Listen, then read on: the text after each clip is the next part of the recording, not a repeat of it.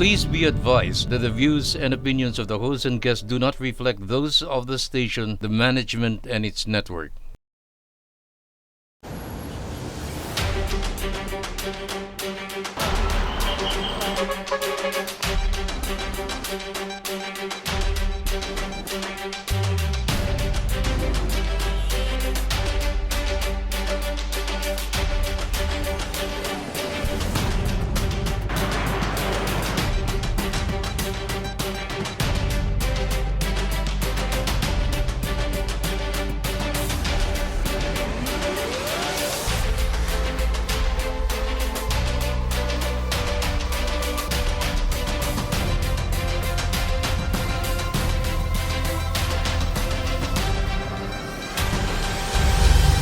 Face the nation.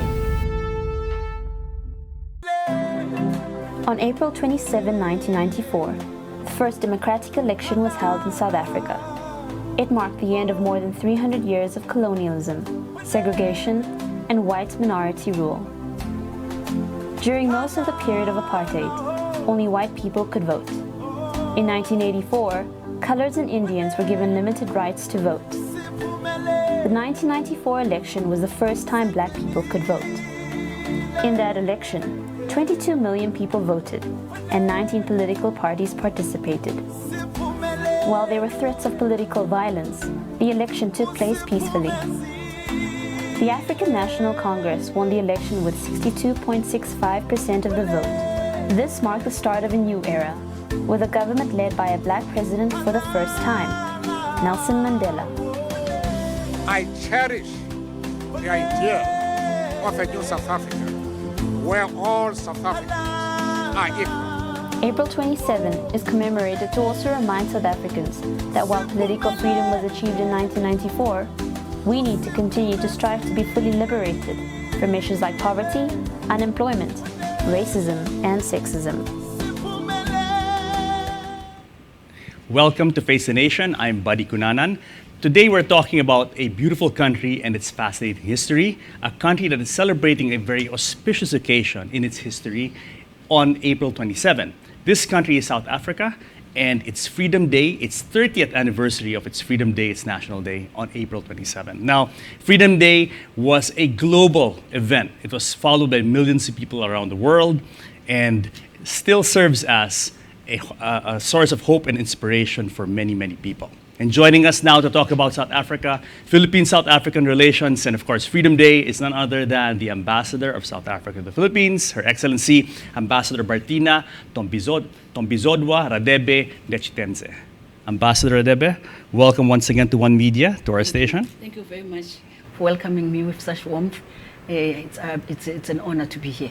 And it's an honor for us to have you, and we always love having you over here because it gives us a chance to talk about your beautiful country and for you to share what's going on in South Africa and the many accomplishments it's had since freedom was restored in 1994. Yes. But before we jump into that, let's talk about your ambassador. Now, you've been here for quite a while, and as I understand, you're one of the longest-serving ambassadors of South Africa to the Philippines. Yes. And in total, I mean, you're on your 4th year, and you've been extended. Yes, I'm only 4 months into my first year of another 4-year term. Yes, so indeed I'll be 8 years when I leave Philippines, having served as the ambassador. And what are your impressions of the country? You must feel very at home, having spent so much time here, and another 4 years to go. Yes, really, to be honest, I must congratulate the Filipino. First thing I must say, I love being in Philippines. I like the warmth. I like the warmth of the weather as well.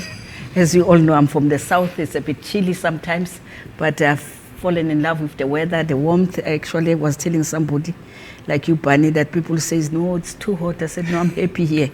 But also the warmth of the people of Philippines in general. But also the food, I've adapted very well. I like it. I think Philippines is an exciting place to have been. I couldn't find myself in any other place than in Philippines. So and nice I to am hear that. grateful to be here. So nice to hear it, madam. And your stint as ambassador here was very crucial because we've just come out of a pandemic, and during COVID, you were here along with just a handful of other ambassadors, really, who really held the fort for their nationals here. And what was that like, being the ambassador here during those challenging times when we were all under lockdown, and of course you had your nationals here and their problems as well? What was it like? Yeah, it was. I think I came here in Filipino in 2019 in November, and I was the last one to have physically presented the credentials to then former President Duterte. Yes. But I must say that in March in 2020 we were hit by COVID. It was quite a challenging, and with many of our staff staying at home, having to work with a very linear staff, I was actually hands on deck. I had to come to the office, assist our citizens who were stranded in the provinces, who were stranded in the who have come with the Philippines, and their colleagues Philippines, and were in the Manila Bay, the seafarers Yes. and all the ships that were there. We had managed to repatriate almost like 2 flights to South Africa of our citizens that were coming in, not necessarily some of them here, but because of the as I said, with the ships that were docking into Manila Bay, but also the issue of those who were in the provinces. We had managed to repatriate them back to home. It was very challenging indeed, because there was literally control movement, and I'm just happy that we have passed that. It has been challenging. I remember I stayed here the whole year before I could be able to go home. Yes. And I stayed alone. There was no family member here. We're under strict restrictions, but it was necessary to save lives. Yes, and really, I'm quite close to the South African community here, and they had nothing but really praises for the embassy's work during those days. Yeah. When, as you mentioned, we had to repatriate so many South Africans who were stranded here and trying to get back home to South Africa. And they said that really the embassy really worked above and beyond the call of duty. Yes. And then all praises really for you and your staff, madam. Thank you very much. Thank you so much. Now, let's talk about Freedom Day, Ambassador. I mentioned earlier that this really was a global phenomenon, Freedom Day. And it was, it was a symbol of hope for everyone. And of course, we followed the epic struggle of Nelson Mandela, who spent 18 of 27 years in solitary confinement almost on Robben Island. And then to have this global event happen in 94, where finally South Africa was free. Let's talk about that and how that has impacted your nation and how South Africa is now today, dynamic country that it is. Freedom Day to us remains significant. Its historical significance is unimaginable to many people. Some of us grew up under apartheid. We still have scars of the torture some of us went through under apartheid. Myself being an activist, I remember vividly recall. I always say Freedom Day for us, it's a reflection of how far we've gone as a country. But also it is also the time where we also look at the challenges that we face today and how we can overcome them. It is for us a mirror where we look at ourselves and say, was this worth it that we fought for? We think it was. We think it is important because the people got their freedom after 300 years of colonialization. Yes. And for us, it's a memorable moment. It's also a very emotional moment to many of us. For the benefit of people viewing, watching us now, who may be unfamiliar with what happened in South Africa, what was it like before? That in the period of time before Freedom Day happened, what was life like in South Africa? Life was very difficult for any marginalized people, in particular with the strata, with the white people who were on top of the chain, followed by other nations. The black were literally on the lower level on it. They were put in what you call it, the homeland system, what you can say occupational places where they were kept there in the homeland system. We were told whom to marry with and which areas to travel to. Yes, we're even yes. allowed to carry the tompas that we had to use it. So that we identified. We had something that was called Group Areas Act in South Africa. Not everybody was allowed to go into white areas. Literally, we would not use amenities that white people were using, including beaches were segregated. Wow. So it will tell you that you had white only areas where the beaches, white would swim in the beaches, and there were segregated only black areas which were overcrowded because we are the majority people, black or majority people in South Africa. So as we look at back at the freedom and the suffering and oppression that we've come through, it gives us immense pleasure to have come to say to us, in 1994, we managed to overcome that. It wasn't an easy process.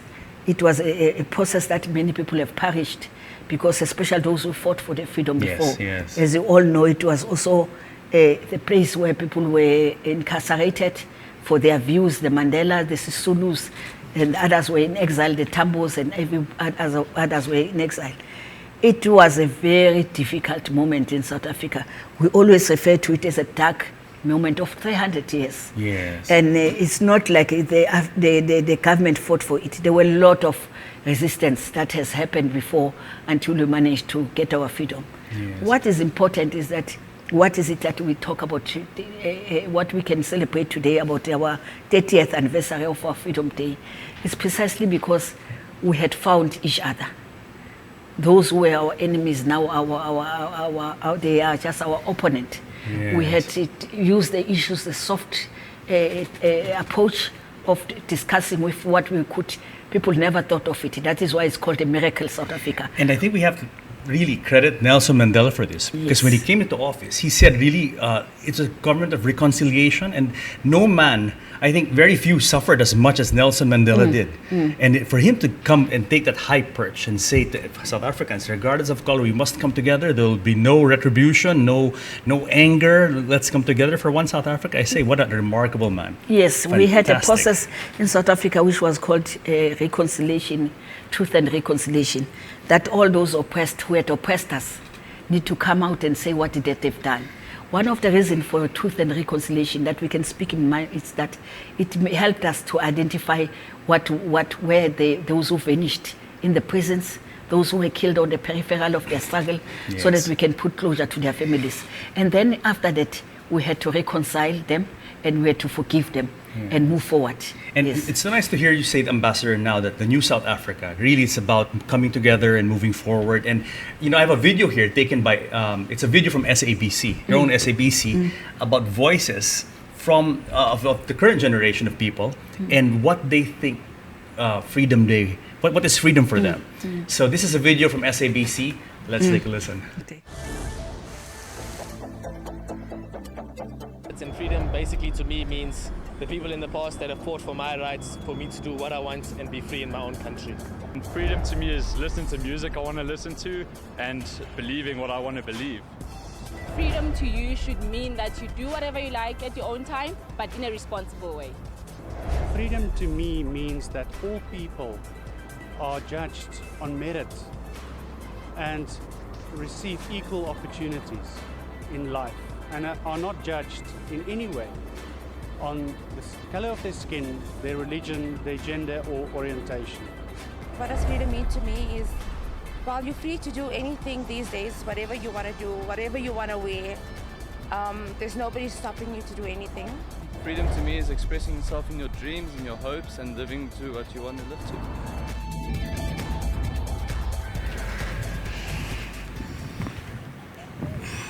See, madam, I like that video because it shows you how diverse South Africa is. Yes. If you saw the speakers, they were all representative of all the races in South Africa, and they're all saying the same thing. We want, to move forward and with good opportunities for everyone, inclusivity. Yes. That's really what they're all asking for. It's true. That should really be what we celebrate today. We celebrated the diversity of South Africa. We are the only people in the whole of Africa that, as I said to you earlier, we have the largest other migrant and other nations in Africa, the largest, all of them. We've got actually your Indian, your colors, your blacks, your whites, we're even religious. We have your Muslim, we have got your Christian living together in peace. We are the country that is premised on the Bill of Rights and Freedom Charter, and as well as the Constitution that says everyone is equal before the law, that all opportunities must be open to all the other, everybody in South Africa. We also have an obligation to address the past imbalances so that we can be able to move. We do not, one of the slogans is that we mustn't leave anyone behind. No one must be left behind.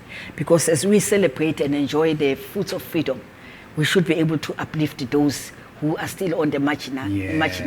And you know, and as you rightly said, South Africa has come a long way since '94, but really a lot of challenges still, and that is the challenge that you South Africans have faced. How to bring it to the next level. You've gotten very far in your history and progress, but there's still a lot of work to be done. Yes.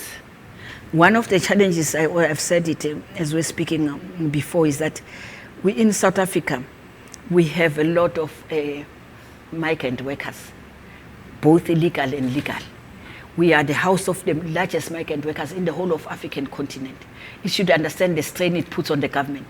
Sure. Because as we go in, the census told us 3 years back that we are 62 million population.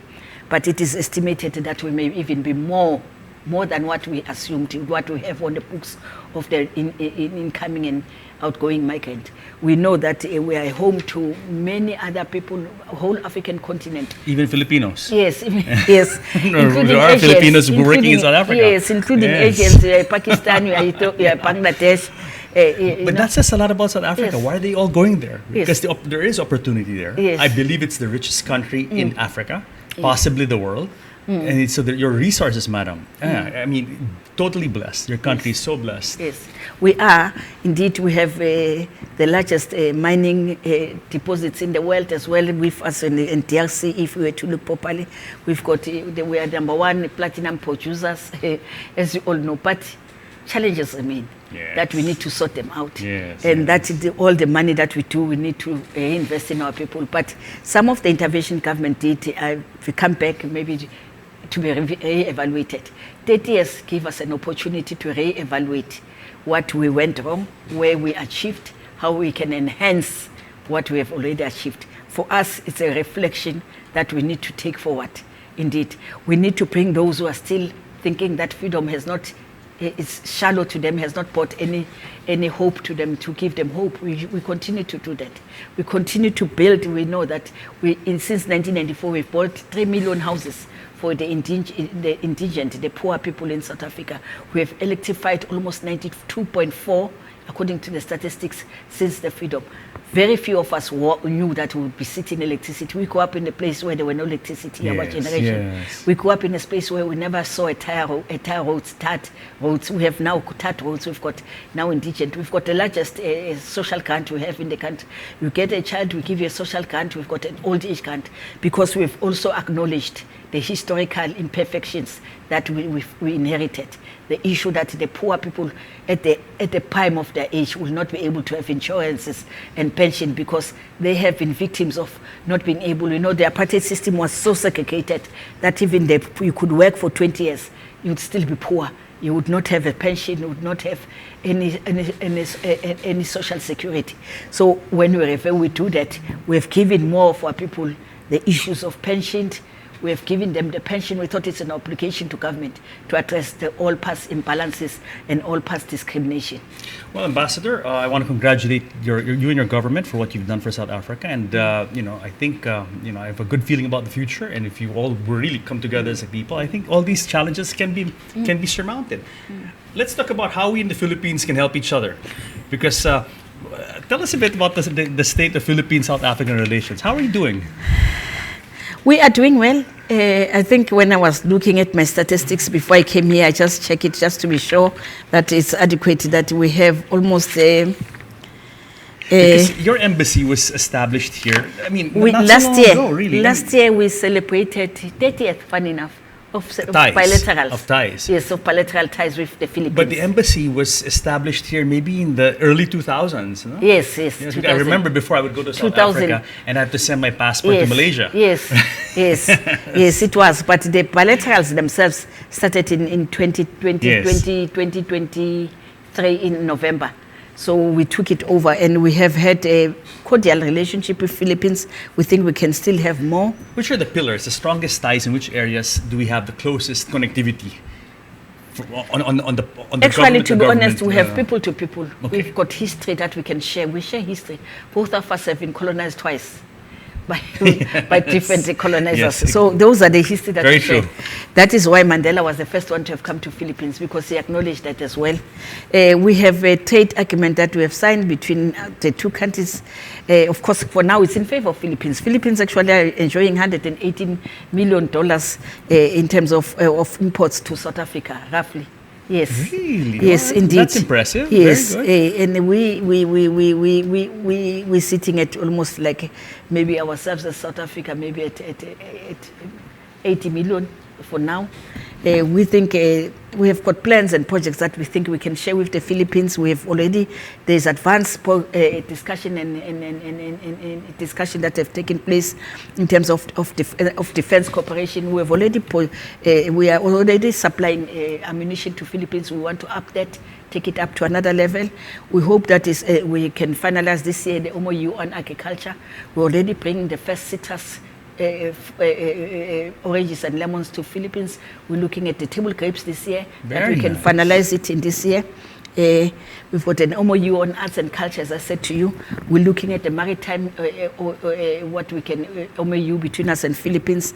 And we're also looking at how we can patch up sister-to-sister agreement, that in the cities of Cape Town, how we can match it with Makati or whatever, Cebu or other things like that. Are there any sister-to-sister relationships currently? We are currently working on it. Which I was you- in Cebu. I was working on Cebu with the Depen. To Cebu, Cebu and, Depen. Oh, okay. And All we're right. looking And at nice, we're looking nice. at How about Cape Town? We're looking at Cape Town and Davao of Manila. We're working around the modalities, but we also want synergies so that they can find each other easier and quicker. We just Yes, facilitate, but yes. these are able to work together faster without it necessarily as that business to business can be Yes, able to yes. interact without us imposing certain things to them. What we are merely doing is to creating an enabling environment so that all these agreements come to fruition on time in Philippines. You know, Ambassador, I've noticed that there are a lot of South African exports to the Philippines. I mean, your wine is here. Yes. I see your spices in Yes. the supermarkets. Yes. It's crazy. I'm walking Yeah. in the supermarket and I see South African spices Yes. that I would see in the Pick n Pay or the Yes, Spar. yes. But you go to South Africa and there doesn't seem to be a lot of produce from the Philippines there. Funny enough, then Philippines, as I told you, they've got the favor and a little to Yes. this because why you can't see them. Because one thing for sure, I tell you that we're producing more of a machinery in South Africa. So Okay, it does yes, make yes. the imports, South African imports from Philippines higher in terms of value because you are importing high value products. We are importing what we normally know is for the citrus, your wines, your spice. We are looking at other products that we can bring into the market because we think we have an opportunity in Philippines a lot. And if Philippines can understand that we share the same culture, we spoke about spice. There are other projects that we want to bring to the supermarket. We are engaging the supermarkets, the big supermarkets here. Yeah, SM, Yes, yeah, Landmark, yes. to say what are the products we have. I see We have cereals, I see the yes, juices cereals, are we here. have got it, yes. Fantastic. And now we have got liquid fruits as well. Yes, yes. And roads. Yes, of course, It's of also course. here. So we're looking at all those kind of products because as you all know, we are a citrus producer. We are number 2 citrus producer in the world. So we think Filipinos can be able I didn't to know that. benefit Number from 2. that. Yes, Wow, okay. number 2. So we think that Philippines can be able to produce. I always say that when I spoke, I said, and when you talk about oranges, we literally take them from the tree. No one is taking other the trees in the Limpopo. We take them, we play it, the children play with them. And, it's vitamin E that the Philippines need for dealing with the issues of growth, health, and other issues. You know, Ambassador, one product that from Philippines that all my South African friends love. In fact, whenever I go to Cape Town or Johannesburg, I always bring a suitcase full. Is dried mangoes. Oh, yes. And I think it's better than any dried mango you can find in South Africa. Yes, yes. And on a personal note, my friends and I have been trying to export it to South Africa, but it's so hard to get it in. Maybe we can work together and maybe Yes. find our Cebu mangoes, No, our it's Cebu true. dried mangoes, send them to South Africa. That has always been my A sister take. relationship with Durban, and then Yes, let's yes. make the project of that Which is the why- dried mangoes. As we all know that while we may not have tasted the best mangoes because maybe we're in Cape Town and we know that there's a challenge, we have the best mangoes actually in Limpopo and Mpumalanga. But I always tell Philippines, as we're saying, how do we collaborate? Yes. That the mangoes that we get in those provinces, there were citrus producers provinces in some of them. It's only in summer, that is December only. And we can be able to collaborate and say, when we bring the grapes to here, we can be able to take the mango back to South Africa. Because in winter, South Africans don't eat mango. Because South Africans are also very careful about mango they eat. They prefer the mango from Limpopo, as I said, in Mpumalanga, because those are the mangoes that you can get ripe and very nice and sweet. And sweet. So because it's hot today. But those are the same countries that produce a lot of our oranges in winter. Because as you all know, so I said to Filipinos, we can collaborate because we do not produce some of these fruits right through the year. So because South Africa, it does get a bit harsh winters, as you all know. So Philippines has got seasons of these mangoes, as you spoke about, right through the season. I really enjoy eating mango here in Philippines. No, it's the best. And I always say, I'm not sure whether this is what I'm going to remember when I leave Philippines. I was in Cebu 2 weeks back. They were even giving me dried mangoes in parcels because they know when I'm there, I've just picked them up. I come with an empty suitcase, half of it I fill with it. So it's true, there is areas that we can collaborate. You know, Ambassador, there's so much to talk about South Africa and tourism. Fortunately, we have Niliswa Nkani who's coming after you in the second segment. But before we go, would you like to say something to the audience? Message from South African Ambassador to the Philippines. Thank you very much. And I must say, as I explained to Mr. Cannon, that we appreciate the invite, but we celebrate 30 years of our freedom. It wasn't an easy freedom. It did not come easily like this, we all know. Many people have perished without not seeing this freedom. It is a freedom that we hold in close to our heart, but it is also the principles that are governing us and the constitution in South Africa based on the human rights and the Bill of Rights, that we found ourselves that today we have fought for other countries to also feel what we have, to also experience what we've experienced. That freedom does bring results and does help the children to understand and grow up. Many people have been asking, why do we even start stirring up trouble with the issue of the Palestine? We've said it. We are equally like Palestinians. We are the longest oppressed people.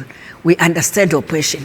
It does not allow you to stay. It regulates where you stay. It tells you whom to eat. It tells you where to sit. It tells you when to go to, what type of school to go to. It is a system that is very evil. It's a system that no one, even your enemies, would not wish that they can have apartheid in their lifetime. We celebrate this today. We celebrate in our minds thinking of the Palestinian children. In our minds, we think of all the oppressed. In our minds, we think all the vulnerable, the women, the children. We are also cognizant, Mr. Buchanan, of the challenges that we face as South Africa. But we are determined and resolved that we will move this going forward. After 30 years, we will have identified already the gaps in South Africa. Immediately after that, we will try and work hard to address them.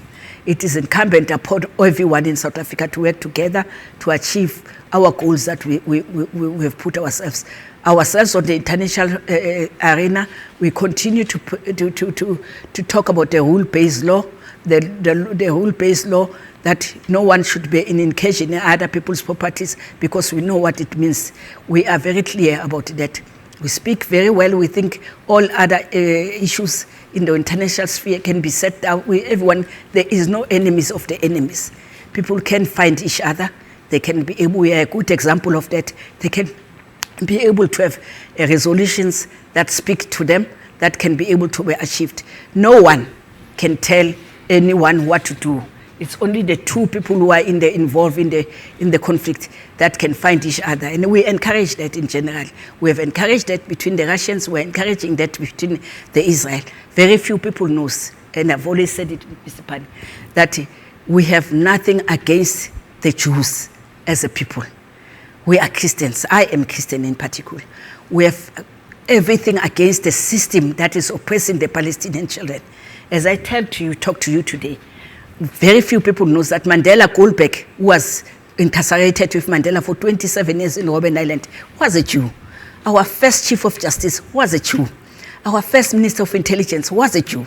So it does show you, we have the largest Jew community in South Africa that we have nothing against. And it is those Jews, some of us who fought in the apartheid, that help us got where we are. They gave us resources, they gave us money. For that, we will not forget, and for that, we will not destroy what is important to them. I thank you.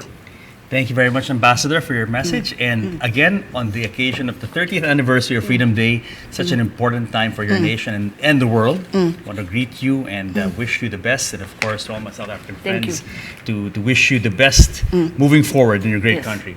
So guys, stick around because on Face the Nation, we're going to talk about tourism. And joining us is Niliso Ankani, who's come all the way from Mumbai. She's the hub head of South African tourism for Middle East, India, the subcontinent, and of course ASEAN. So a lot of responsibilities for this dynamic lady. We're going to meet her when Face the Nation returns. Okay. 29 years ago, over 22 million South Africans gathered to cast their very first democratic vote in our nation's history. On 27 April 1994, our nation was born. And what began as a victory for democracy has grown into so much more. South Africa became a beacon for truth and equality. And every single day, we continue to show the world what peace, unity, and reconciliation look like, what freedom looks like. The freedom to make our own choices, to live our destinies, to find our tribes and pursue our dreams. The freedom to flourish on our own terms. Freedom.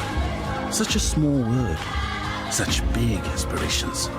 Today, we remember this hard-earned freedom, what it cost us, but most importantly, what it has given us. The gift of freedom for our future generations. Happy Freedom Day, South Africa.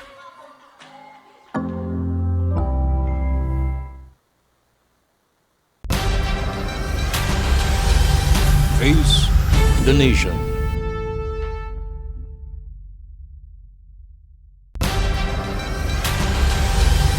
Face the Nation.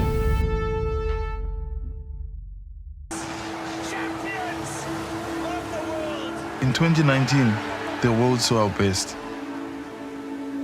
But where does our best come from? Often, our best has no fixed address. Our best can be found in unexpected places. You'll probably have to do some work to find it. Don't worry though, there's always someone who will show you the way. If you're patient, sometimes our best will come to you.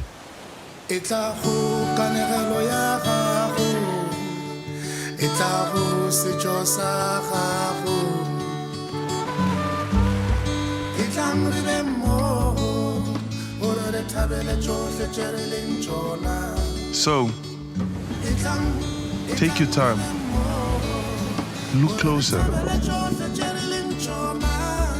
because the very best our country has to offer is always just beyond the obvious, but never out of reach.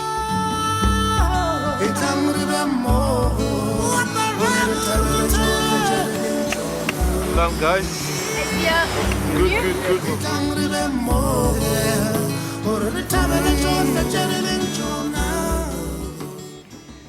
Welcome back to Face the Nation. I'm Buddy Kunanan, and our topic today is South Africa. So we've, during our first segment, we had Ambassador Radebe to talk about Freedom Day and Philippine-South African relations. And now we're talking about tourism, one of my favorite topics. And joining us is my good friend. And we're lucky to have her because she came all the way from Mumbai to join us. Her name is Nilisa Ankani, and she is the hub head of South African tourism, in charge of a vast territory, Middle East, the subcontinent of India, and Southeast Asia, which is pretty much the 10-member ASEAN. So let's welcome Nilisa Ankani. Thank you very much. Nilisa, it's so nice to have you again here. Thank you so much. And this is a very special interview for me because the last time you were here was 2019, just before pandemic happened. Maybe this must have been late 2019. Yes, it was. A few months before the world ended. Just before just before time stood still. Yeah, yes. Just before time stood still for the world, for South Africa. What we thought we controlled just vanished. We had to re-engage, readjust, review, and pause. really pause. Yes, and we were talking about the last time you were here. It's about almost 5 years ago. Almost 5 years ago. Imagine that. We were talking about South African tourism, and it was a monster topic. Yeah. We had so many things to talk about, and now I want to talk about first your job, because you really handle a huge market in promoting South African tourism. This is, I mean, Middle East, India, the subcontinent, and ASEAN. Wow. So you've got a lot on your hands. It's a big one. You Yeah. think about India, where you have about 900 million people with passports who are ready to travel. 440 million of them are millennials who are instantaneously looking for something to do. Then you go to the Middle East and you again a completely different consumer profile. But what is common is it's the travel. Then you come in and you say Southeast Asia, Philippines, Thailand, Singapore, Malaysia, and I'm mentioning these because these are your top Southeast Asian countries coming into South Africa. So you almost got to adapt, you got to be agile, you got to be hands-on.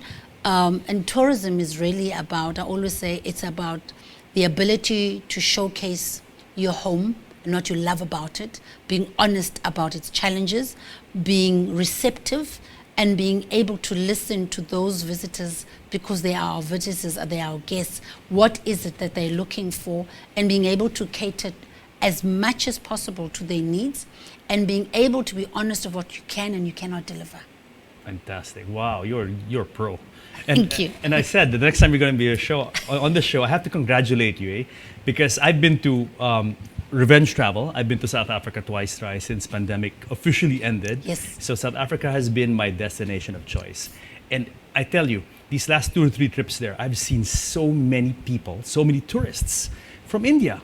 I mean, all over the place, all over the Cape, in Kruger Park, doing self-drive safaris. And I'm saying, my God, this is all this lady's work. And really a marked increase from years back before you began this big push in marketing to Indians. Yeah. And I said, wow, fantastic. Congratulations. Thank you Job so well much. done. Thank you so much. Thank you, Receive. Thank you to the Indian travel fraternity, to my colleagues, to the media, to the South African products who have been receptive in allowing me to do what I can to promote, because it's very difficult to just sell. You have to have strategic partners who are ready to support you, open-mindedness, and also our other departments in government, such as the Department of Home Affairs, the Department of International Relations and Cooperation, because you have to work with them.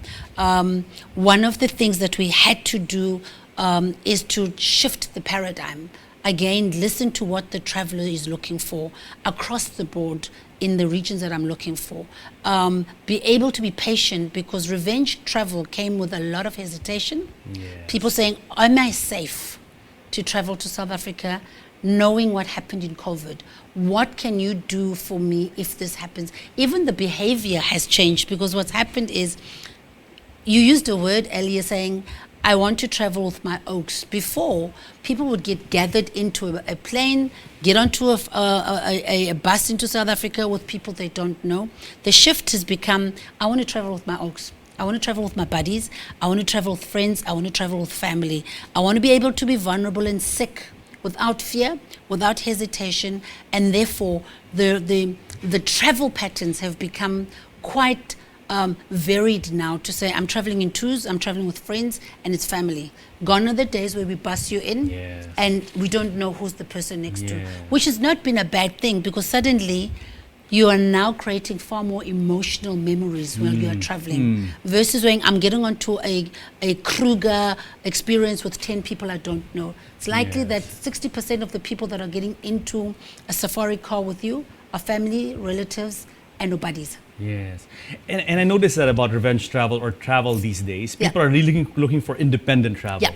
They want to Yes. go on their own, create their own adventure. And that's why I said, when I saw all these Indians traveling around the Cape, traveling around Kruger, independent, driving their own cars, I said, wow. I mean, how did you unlock this? I mean, because the Indians, as you said, it's a big market, a lot of money.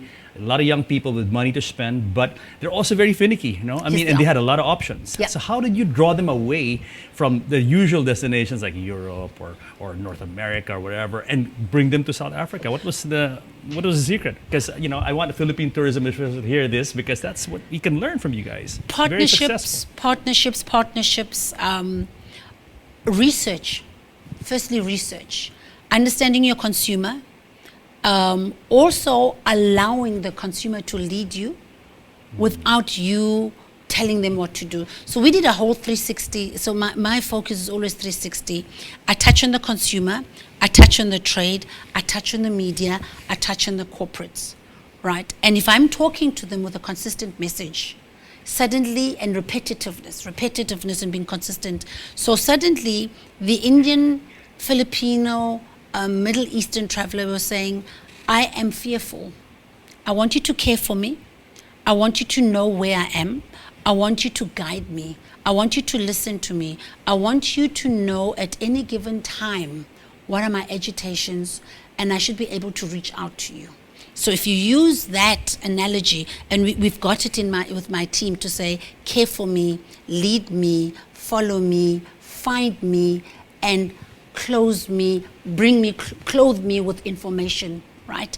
And so you give them information. But you also have an engagement with trade, and you say to the travel trade, in a room of 150, which we'll do tomorrow, you get into it without being any fearful, and you say to them, you're all selling the same hotel. You're all gathering the Philippine traveler, they're consuming the hotel, they are doing activities at the same place. I've just come from South Africa. We went to Mpumalanga with 40 top Indian travelers, and I stood agents, and it was quite ironic because where we were was at God's window, and I said, stop and look around you, and the place was buzzing, but behind them I said to them, what do you see? And they kept telling me, we're seeing the beauty, we're seeing the sky, we're seeing the separation of the mist and seeing the landscape. I said, no, look again. And they couldn't tell me. I said, look who's around you. They looked around, they couldn't. I said, the buses that are sitting here are Europeans. You're the only Indian delegates here. And why should that be? Where are the Indians? Why are they not consuming the beauty? Why are we took the same people, the Filipinos. I said, look around you. And they said, from Philippines, they said, what is different? I said, who is around here? So the Europeans have got something they are consuming. My question then becomes to the trade who's selling South Africa, why are you depriving your own people the ability to consume the beauty of our land? Yes. And then suddenly they say, oh, but we didn't know about it. Then you go back to the South African trade and you start saying to them, guys, at some point, this is not going to be sustainable, because I always ask the South African trade, who is your biggest consumer? Right? And they'll tell me it's India. And I said, okay, fantastic. Who's your biggest competitor? Then they'll start naming each other. Then I go, really? And then I pick up my phone. I say, here, your biggest competitor is the internet, because I can book a hotel, an activity, a car, a flight. There's nothing I cannot do. I can pay now in the country like India. You can book a holiday on WhatsApp. Literally. Imagine that. Right. Yeah. So if we are not alert and we are not open to change, the consumer is going to leave us out. Yes. And you have to be, adapt to the got to environment. adapt. What happened 30 years and what happened 25 years ago and what happened 10 years ago, what happened yesterday and what's happening today. Every day there's a destination being born, and every day these youngsters, the traveler, is being influenced by social media. So we've got to be How do you stand out? How do you stand out? Jump out of the page. How do you retain your relevance? Yes. How do you retain your relevance in tourism? Because it's a sell. Yes. You've got to find that USP. What is the main selling point of South Africa? Which do you think are the main selling points that sets you really apart? So I always say this, and I'm going to say it in my language first. Umtu ngumtu ngabantu. We are who we are because of others, and our ability to show up as a country for people. The way we serve our people are the greatest asset, because you can have these beautiful, iconic places, and that's what COVID showed us, where these iconic places stand empty, then what do you have? What is a destination without its people?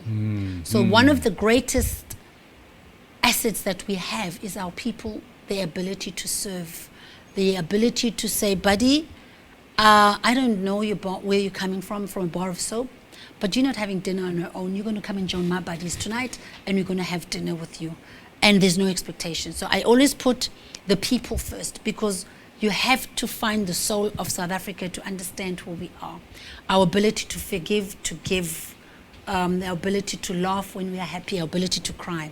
Then comes the beauty of the country, the untapped beauty, natural beauty of it, where nowhere else in the world will you find Table Mountain. Nowhere else in the world will you find God's Window. Nowhere else in the world will you find Drakensberg. Nowhere else in the world will you find a Soweto or Ulanga or KwaNonyamazane in Mpumalanga. Nowhere else are you able to sit in a natural environment and have a gathering of Indaba, and as you're sitting in the bush, lions are roaming around, That's right? magic, Magical place. It's a magical place. 100%. So 100%. every city has something different. So what makes us so unique? I always say, if you're looking for the as much as it sounds so cliche, the affordability of my country. You know, I was telling somebody, let's look at the rand to the dollar. There you right. go. Yeah, let's look at the rand to the pound, to the euro. Right. And I always make this analogy, is that if you're looking at it to the peso, it's 1 to 3. It's 56.57 to the dollar. Yes. My then question becomes, what are you taking that dollar? What are you expecting? Why are you taking your peso to a dollar? Knowing very well you're going to come back aching, and then you take it to the rand, which is 3 rands. So you start off with the emotional, because we are attached emotionally to what we work for. You know, we work hard, and you want to make sure that you've got value for money. So a bottle of wine in America or in the dollar countries versus a bottle of wine in South Africa, Yeah. you can't compete. 100%. I can relate. You know, since COVID ended in 2022, at least for us, I've been on 4 revenge travel trips, and these have been all to South Africa. Wow. And before that, I used to go a lot to Europe for sure, and then to Canada and places like that. But why South Africa for me? Number one, the unparalleled beauty of your country. 100%. As a Filipino, let me tell you, I've been to 130 countries. Really, unparalleled beauty in South Africa, but also value for money. Value I for couldn't money. take all those trips if I were going to France. What it or costs to Italy. do bungee jumping in Yes. some countries versus South Africa, you can't compete. A plate of food. Cost of a meal, 100%. Cost of a meal. 100%. Cost of a meal. So it's the people, it's the value proposition in terms of affordability, but also the quality of I couldn't agree more. our accommodation, the quality of the service. I mean, I always say what you call a 3-star, 4-star, a 5-star in Europe, I will always say sometimes it's a 3-star. But we make sure that we serve, and we serve with a smile. 100%. Doesn't matter where you came from the night before, or what you woke up to without a meal in your stomach. And when you go and you meet a Filipino traveler, of someone from the Philippines, right, and you serve them, you give it all out. And like the quality you get, the bang for the buck, so to speak, like just the quality again, if you see of the food, of the wine, of the experience. And the volume. The volume, it's incredible. Everything is bigger and better. And one of the things we know in the Philippines is one of the key things for you is food. Right? That's a big So following there. pork The is a food- huge yes, is a staple food for the Philippines market. We've got pork. We've got your rice, we've got rice. So food is important. It might not be what we serve in Manila or Cebu, but we know what we put on the table to serve.